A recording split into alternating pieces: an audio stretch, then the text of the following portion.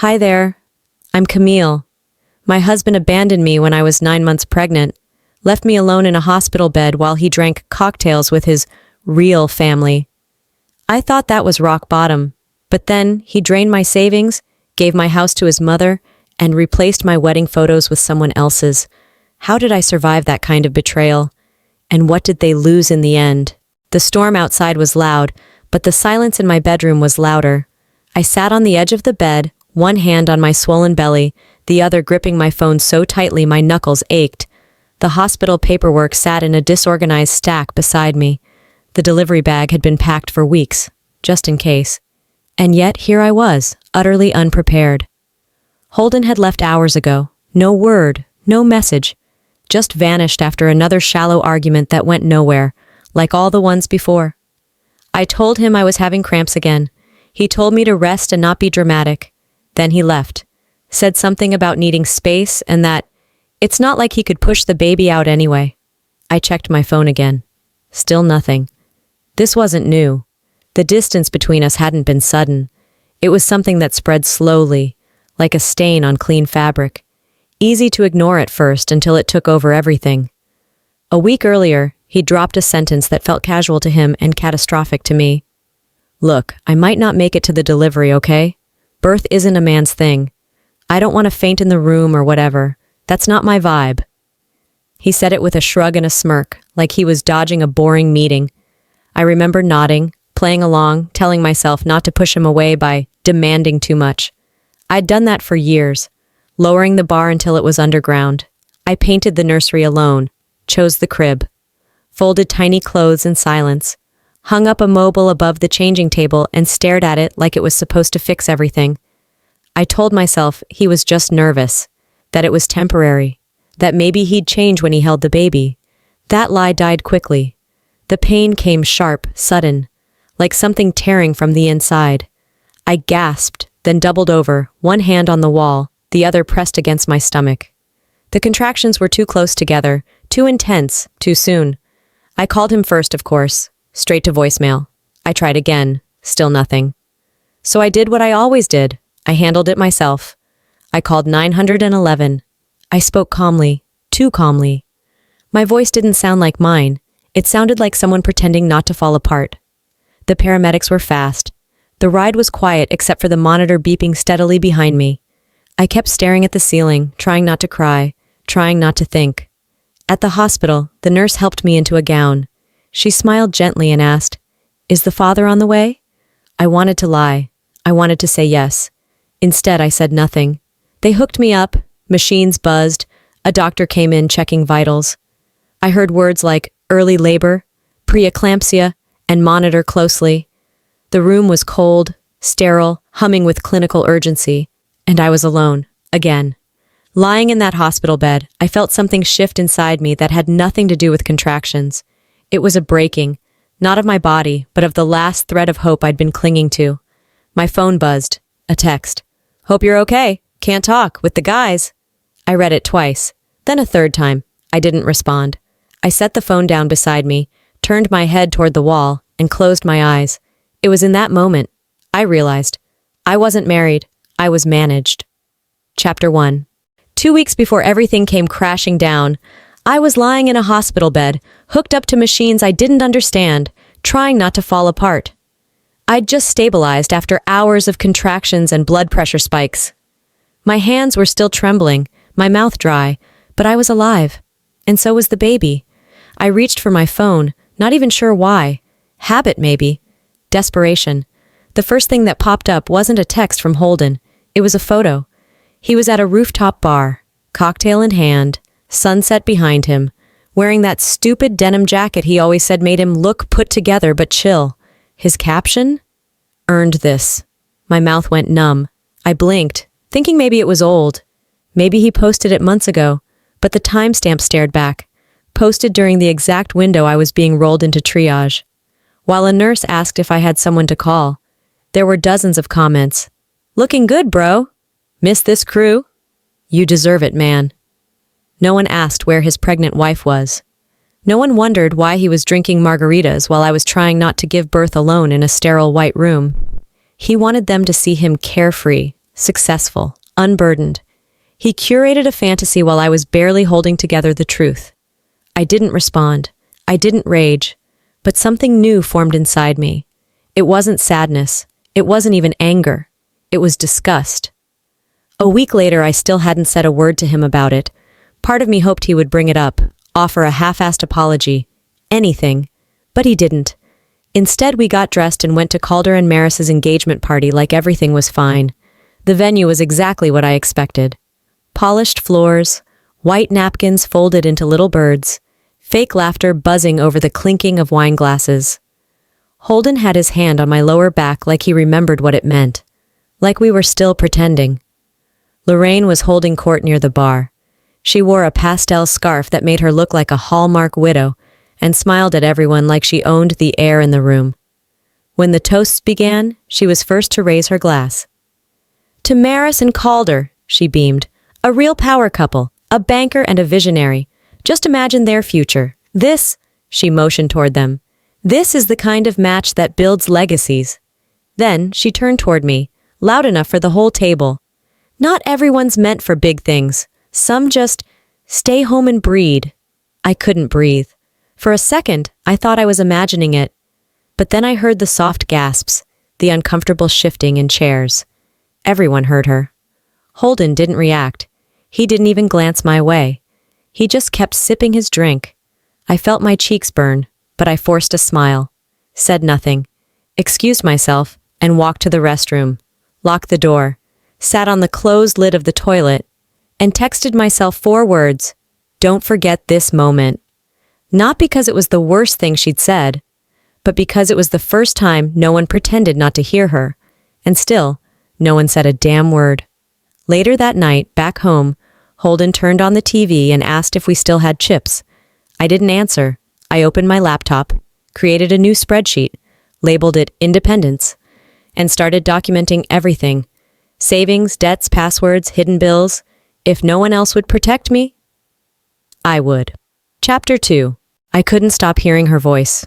Lorraine's words still clung to me like smoke that refused to clear, thick and acrid days after that party. Even in silence, they echoed. The insult wasn't what cut deepest. It was the absence of anyone who dared to challenge it. The way Holden had stared at his drink, pretending not to notice, that somehow was worse than the comment itself. Sleep hadn't come easy since. When I did sleep, it wasn't restful. My body was tired, but my mind ran circles, compiling a mental list of things I couldn't ignore anymore. His growing distance, the indifference, the half-lies, half-smiles, half-efforts. One night, I reached for Holden's iPad to find an old family photo I needed for an insurance update.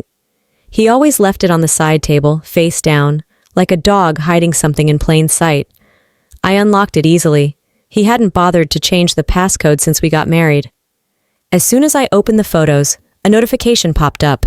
Group chat. The boys. Holden had posted a video. My heart dropped before I even tapped it. It was the clip from the engagement party. The moment Lorraine mocked me in front of a room full of people. I watched my own reaction. My tight smile, the way my eyes darted to Holden for backup he never gave. He didn't come to my defense then. And now? He'd captioned it. "She took it personally, LOL." The chat exploded with laughing emojis. One of them wrote, "Classic Lorraine, she doesn't miss." Another, "Brew, you married into that?" Not one of them said, "That was messed up." Not one. My stomach clenched. I watched the clip again and again, just to be sure I wasn't overreacting. I wasn't. He didn't just fail to protect me. He made me a punchline. For fun, for clout, for approval from a circle of men who wouldn't last 5 minutes in a room with actual accountability. That night, I didn't cry. I stared at myself in the bathroom mirror, my belly round and high, my face pale under the lights. My jaw looked different to me. Tighter, not angry, just done. I needed answers, real ones. I logged into our joint bank account, the one we'd opened together when we moved into the house, the one I thought we were building a life with. The numbers looked off. Nothing huge, just less than expected. I clicked through the statements. There were transfers to Lorraine. Not one, not two, but dozens. Small amounts. $400 here, $600 there. Each labeled something innocuous. Family support, reimbursement, household float. Groceries, I thought, but they were weekly, predictable, systematic. I followed the trail. It stretched back months, back to the time I had been in and out of doctor visits, getting IV fluids to keep from passing out, bleeding at 2 a.m. while Holden slept through it all. So while I was bargaining with my body to keep the baby alive, he was funding mommy's comforts? The rage came slow. It wasn't explosive. It was cold, steady, focused. The next morning, I asked him, calmly, "Why are there recurring transfers to your mom from our account?" He didn't flinch. "It's family. Don't be dramatic." He didn't apologize, didn't even look up from his cereal. His spoon clinked against the bowl like he was in a diner with background noise that drowned out wives. That was it. I didn't scream. I didn't throw anything. I simply nodded. Later that day, I opened my own account. Different bank, different passwords. I started moving money into it. Quietly, small amounts, legally mine, what little I could preserve before the next storm hit. The cracks in our foundation weren't just showing, they were spreading. The next morning, Holden sat at the kitchen island, laughing at a meme on his phone, like nothing had shifted, but something had. He had no idea I was done giving him the benefit of the doubt. Chapter 3. It started with the way Holden said "our home," like it belonged to someone else. Not "our," like you'd expect from a married couple, but "our," like it extended beyond the two of us. Like it had become a shared relic passed around by those who hadn't lifted a finger for it. I noticed it when Lorraine casually commented, "You should move that couch. It blocks the energy in our living room." She didn't even blink when she said it. Like the correction didn't matter. Like I was just temporary. I brushed it off at first, chalking it up to one of her typical passive-aggressive digs. But then Holden said something during dinner that made my spine stiffen. "You know, Mom was right. We need to think long-term. This house is a Barrett property. It should stay in the family." The fork didn't make it to my mouth. I stared at him, lips parting slightly, not because I was confused, but because I wasn't. Not anymore. The next morning, while reviewing documents for our taxes, I opened the property paperwork just to confirm something I already feared. There it was. Her name. Lorraine Elise Barrett, listed as co-owner on the deed to the house I had paid for, negotiated, repaired, painted, protected. I didn't breathe for a few seconds. My hands went cold. I scrolled again, hoping my eyes had tricked me. They hadn't. She had legal ownership. I stormed out of the room and found Holden folding laundry, as if nothing about our world had just tipped sideways. "What the hell is Lorraine's name doing on the deed?" He didn't even pause. "She's just helping protect the family assets. It's smart. Safer that way." I stood there stunned. My name, my savings, my credit had built that roof, and now it was shared with a woman who looked at me like a stain on her family tree. "And you didn't think I deserved to know?" I asked, my voice low, shaking. Holden raised an eyebrow like I was overreacting. "You always get so worked up. It's not a big deal. We're a team, aren't we?" No, we weren't. That evening, as I picked up my son's toy truck in the hallway, I felt something I hadn't felt in weeks. Helplessness. Not because I didn't know what to do, but because I knew exactly what they were doing. They were erasing me, legally and emotionally. One paper, one insult, one lie at a time. A few days later, Holden introduced what he called a life-changing opportunity. Maris apparently had developed a new venture, something sleek and lucrative and very vague. 300% return, Camille, he said, sliding a shiny folder toward me at the kitchen table. "We just need to remortgage the house, easy." I didn't touch the folder. Lorraine, sitting across from me, nodded enthusiastically. "This is how real families grow wealth. Don't block Calder's future out of spite." That word hit like a slap. I pushed the folder back across the table. "We're not touching this house." Holden's smile faded, his jaw clenched. "If you're not with us, maybe you never were." There it was, the line. They weren't asking. They were expecting, and I was now a liability. That night, I locked our bedroom door for the first time in 6 years. I opened my laptop and typed 6 words into a search engine I never thought I'd need. How to remove a name from a deed. I stared at the screen. If they wanted to push me out, they'd have to burn the whole place down. Chapter 4. Holden printed the documents like it was some sort of business pitch. He had that same smug glint in his eye he wore when trying to sell someone a used idea with new packaging. The dining table had been cleared. 2 mugs of coffee, a laptop open to a slideshow labeled Opportunity_2024. He slid a stapled packet toward me. This is it, Camille. I'm telling you. This could change everything. Maris has the numbers. The bank's ready. We just need to act fast. I didn't pick up the pages. I flipped through them with 2 fingers like they were contaminated. Pie charts, buzzwords, empty metrics, a 300% ROI printed in bold red font like it was gospel. I looked up. Where's the banking license? SEC registration? Any audit history? Holden leaned back. Babe, it's a startup. You've worked in marketing. You know how this works. Exactly, I said, which is why this screams bullshit. Lorraine, who'd been quiet in the corner with her peppermint tea, finally spoke. Christine already committed. Don't be the one holding us back.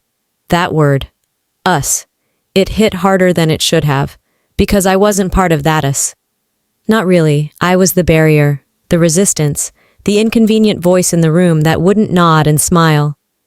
Later that night, after they went to bed pretending I was just tired, I checked the PDF on Holden's laptop. I traced the source file, downloaded from a free template site. Maris hadn't built a pitch deck. She downloaded a pre-designed con. I didn't confront him. I took photos, emailed them to myself. 2 addresses, one to a private encrypted folder, one to my work email, camouflaged under the subject line, Project Timeline Backup. They thought I was doubting their vision. I was documenting their fraud. Thanksgiving came faster than I expected. I tried, despite everything, to create something soft, something real. I brined the turkey, roasted the sweet potatoes, played Nat King Cole from the speaker in the corner of the kitchen. My parents came early, as always. Quiet, helpful, tender in the way only people who've seen you at your worst can be. I thought maybe, just maybe, we'd hold it together for one evening. Then the doorbell rang. It was Calder and Christine. Christine had a fur shawl and a half smile. Calder looked awkward, which was as close as he ever got to regret. We're just picking up Holden and Lorraine, Calder said. Dinner reservations downtown, Mom's idea. Holden walked down the stairs adjusting his collar. Sorry, he mumbled, avoiding my eyes. It's complicated. I didn't argue, didn't beg. I nodded once. They left without saying goodbye to my parents. Dinner was quiet. 1 candle burned on the table, struggling to stay upright in the melted wax. My mother reached for my hand. I pulled it back gently. I need to feel this, I whispered. I need to remember it. Later that night, while washing dishes no one had eaten from, I opened Instagram. There they were, all of them. Holden, Lorraine, Calder, Christine, clinking glasses, a rooftop skyline, filtered lighting, captioned, Best Thanksgiving ever, with real family. I didn't cry. They didn't just leave. I was erased. Chapter 5. I walked into the living room and stopped mid-step. The photo, our wedding photo, was gone. It had been there, hanging above the fireplace since we moved in. Not because I loved it, but because it had once meant something, a declaration, a memory. Now, in its place, was a massive studio-lit portrait of Maris and Calder. They were posed like royalty, champagne flutes in hand, a backdrop of stage success behind them. I moved through the house slowly, frame by frame. Every trace of my existence had been replaced. Gone were the pictures of our son's first steps. Gone were the family Christmas photos. Gone was the candid shot of me, laughing in the garden, dirt on my face and joy in my eyes. It was deliberate. It was a purge. When I asked Holden where they were, he didn't even look up from his laptop. The house needed a refresh, he said. You're too emotional about everything. I didn't scream. I didn't break anything. I just walked away and locked the door to my office behind me. First time, last straw. I opened my external hard drive and pulled up every folder I'd ever backed up. I re-downloaded our family photos, my son's first drawing, my pregnancy announcement, that shaky video of us dancing barefoot in the kitchen before things got this dark. If they planned to erase me in this house, I'd burn myself into history elsewhere. I printed what mattered, reframed 2 images, hung one in my office, another on my son's dresser. It was me holding him the day he was born, Our eyes locked like we knew what was coming. I wasn't gone. I was just quiet. The next morning, I logged into our joint account to prep for maternity leave. I needed to budget. Plan. What I saw instead made my pulse stop. $63.47. My heart slammed against my ribs. I refreshed. Again, same. I checked transaction history. Holden had drained it. Withdrawals labeled family transfer, investment support, wedding contribution. I called once. No answer. Called again. He picked up, laughing. Somewhere noisy. Relax, he said. It was a wedding gift. Don't be so dramatic. You stole my survival fund, I said. Calm? Frozen? He scoffed. It's our money, Camille, remember? Then he hung up. I stared at the wall for a long time. Then I stood up. I moved what little remained into a new account, one I'd opened quietly weeks ago, just in case. I labeled it Phoenix. I opened my encrypted folder, the one titled Plan B, not for leaving, not yet, for surviving. He thought he could delete me, that if he removed the pictures, the money, the pieces of who I was, I'd disappear. This time, I wasn't going to wait to be rescued. I would become the storm. Chapter 6. The call came 5 days before my scheduled C-section. It was routine, or should have been. Hi, Camille. This is Rhonda from Dr. Trent's office. We just ran your insurance ahead of your surgery, but it's not showing as active. I blinked. I'm sorry, what? We tried running it twice. It's coming back as canceled. You might want to call your provider. My ears rang. I stood in the middle of the kitchen holding a glass of water I hadn't touched. It dripped condensation onto the counter, slow and steady like a clock ticking too loud in a quiet room. When I reached the insurance company, the rep confirmed it plainly. Yes, ma'am. Your coverage was dropped last month. Your spouse filed the change, removed you from the plan. For budgeting purposes, she added, as if quoting him directly. I didn't speak for a full 30 seconds. He didn't just forget. He cut me out. He made me vulnerable on purpose. I tried calling, once, twice, straight to voicemail. I didn't leave a message. There was nothing to say that hadn't already been screamed in silence. That night, I booked the surgery on my own. The out-of-pocket estimate made my stomach twist, but I had just enough in my emergency fund to make it happen. He wouldn't be there. And I no longer cared. I packed my bag alone, made a list for the nanny, set out my ID, the hospital folder, a Ziploc with granola bars and chapstick. Then I wrote a note and stuck it to the fridge. Don't worry about the baby. We'll be fine without you. I left it there like a gravestone. The morning of the surgery, the sky was gray and still. My mother drove me to the hospital. She didn't ask questions, just held my hand on the way, her grip tight and trembling. Things moved quickly, too quickly. Scar tissue tore mid-procedure. Alarms sounded. Voices rose. My blood pressure dropped. I drifted in and out like a boat being pulled out to sea. Somewhere in the chaos, I heard someone ask, "Where's her husband?" The silence that followed was a wall. When I woke, I was in recovery, blinking against harsh white light. My mouth was dry. My body felt carved from stone. My mother was there. Her eyes were red. I whispered, "The baby?" She nodded. "He's okay. You're both okay." I closed my eyes again, the weight of everything heavier than my own body. Later, when they moved me to a room, I asked her quietly, "Did he come?" She didn't answer. She didn't need to. I reached for my phone. No texts, no missed calls. Just a notification from his Instagram. A beach, a drink in hand, captioned, "Peace is power." That was the moment the cord snapped. He made his choice. Now I would make mine. Chapter 7. It started with a whisper. It always does. At first it was just side glances. Women at church who used to smile now gave me the kind of pity usually reserved for missing pets. Then came the passive comments. Some women just don't tolerate pain well. Or, not everyone's strong enough for natural birth and that's okay. I didn't respond. I let it float in the air, sour and familiar. It didn't take long before a cousin, one who'd always been too quick to gossip, slipped it out like it was casual. Lorraine told Aunt Jean you had a C-section because you were too weak to do it the real way. Said your body just isn't built for motherhood. I looked her straight in the eye and said, "Let them talk." Because I was done proving anything. Later that night, I sat on my bed, phone in hand. I pulled up screenshots, group messages, voice recordings, anonymous posts with wording so distinct it might as well have been signed. Lorraine hadn't just lied. She launched a campaign. And she did it the same way she always had, under the guise of just being honest. I gathered the evidence into a folder on my desktop, labeled it for court if necessary. Not because I planned to use it today, but because I'd learned the hard way. No one else was going to protect my name. So I did. They had tried to strip everything.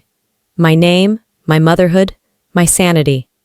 But they didn't realize they'd just handed me the last piece I needed. Then it happened. A news alert lit up my screen while I was feeding the baby. Breaking, local banker exposed as con artist behind multi-million-dollar investment scam. The name slapped across the screen in bold was one I'd come to loathe. Maris, her office, a staged Airbnb, her company, dissolved 3 weeks ago. She took the money and ran. No trace, no apology, just vanished. I read the article twice. Every sentence tightened something in my chest, then loosened it again. The Barretts had mortgaged their homes, cashed out retirement, liquidated every safety net in pursuit of her fantasy. Holden, Lorraine, Calder, all of them, wiped out. Then came the knock on my door. I opened it slowly. Lorraine stood there, eyes swollen, lips trembling. Behind her, Holden. He looked defeated, smaller than I remembered, like a balloon that had finally lost all its air. "You have to help us," Lorraine begged. "The children need their father." I didn't even blink. "They already have one, and it's not the man standing behind you." She opened her mouth again, maybe to beg or bargain. I didn't let her. I didn't scream. I didn't slam anything. I just shut the door and locked the life they used to own out of it. Chapter 8. The knock came just as I was folding a stack of tiny onesies, the kind with built-in mittens and soft cotton collars. My younger son was asleep in his bassinet, the older one humming to himself as he played with plastic dinosaurs on the living room rug. It was a good day. Still. Steady. Clean in a way that had nothing to do with bleach, and everything to do with air that wasn't heavy. I opened the door to find Calder standing there. He looked like a ghost of himself. Thinner, sallow, eyes sunk into the kind of hollow that comes from shame and sleep deprivation. I didn't speak first. He took that cue and used it. "If you had supported the plan," he said, not even a greeting, "none of this would have happened." I didn't blink. "You knew it was risky. You saw it coming, and you still let us crash." I didn't flinch. I simply said, "I was never part of that plan. You just didn't notice." He tried again. Something about loyalty, about we're family, about how if I'd stepped in when I had the chance, they wouldn't have lost the house, the cars, their reputation. I waited until he ran out of gas. Then calmly, I laid it out. The fake investment deck, the forged numbers, the wire transfers, the account draining, the insurance cut days before my surgery, the silence when I bled alone, the Instagram post while I nearly died.